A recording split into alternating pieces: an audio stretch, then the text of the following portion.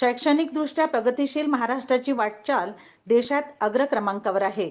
अशा गप्पा मारणाऱ्या शासन आणि प्रशासनाला डोळ्यात अंजन घालावी अशी परिस्थिती उमरखेड तालुक्यात उद्भवली असून शेतकरी व गोरगरिबांच्या मुलांना शिक्षणापासून वंचित ठेवण्याचा डाव तर नाही ना, अशी शंका सर्वसामान्य पालकांना येत असून उमरखेड तालुक्यातील उंचवडद जिल्हा परिषदेच्या शाळांवर एकही शिक्षक नाही. शिक्षक नसल्याने विद्यार्थ्यांचे होणारे शैक्षणिक नुकसान कोण भरून काढणार, असा प्रश्न उपस्थित केला जात आहे. तालुक्यातील उंचवडद, बोरगाव, बोरगाव तांडा, पोरोटी, भोजूनगर, भांबरखेडा व सोईट इत्यादी शाळांमध्ये विद्यार्थ्यांची पुरेशी संख्या असताना सुद्धा शून्य शिक्षक आहेत.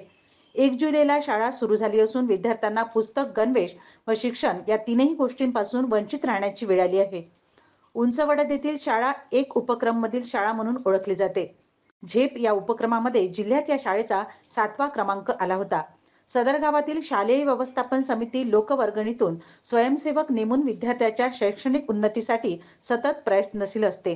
अशा वैभवशाली शाळेला आज एकही शिक्षक नसल्यामुळे विद्यार्थी व पालक तसेच व्यवस्थापन समिती अनेक वेळा लेखी निवेदन देऊन सुद्धा त्यांना शिक्षक मिळत नाहीत.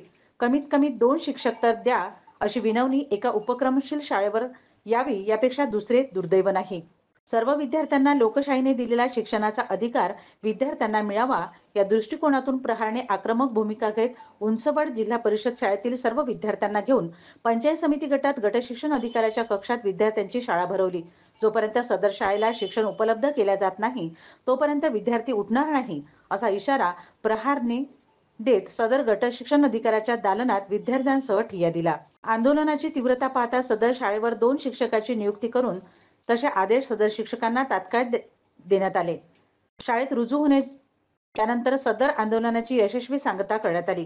यावेळी प्रहार जनशक्ती पक्षाचे उमरखेड महागाव विधानसभेचे प्रमुख बंडू अहमद, दिव्यांग क्रांती आंदोलनाचे तालुका प्रमुख बालाजी माने, प्रहार जनशक्ती पक्षाचे तालुका प्रमुख सय्यद माजिद, प्रहार जनशक्ती पक्षाचे तालुका संघटक आशिष अहमद, प्रहार जनशक्ती पक्ष शहर प्रमुख राहुल मोहितकर, सचिव श्याम चेके, अभिजित गंधेवार, नारायण भवर, चेतन वानखेडे इत्यादी जण उपस्थित होते.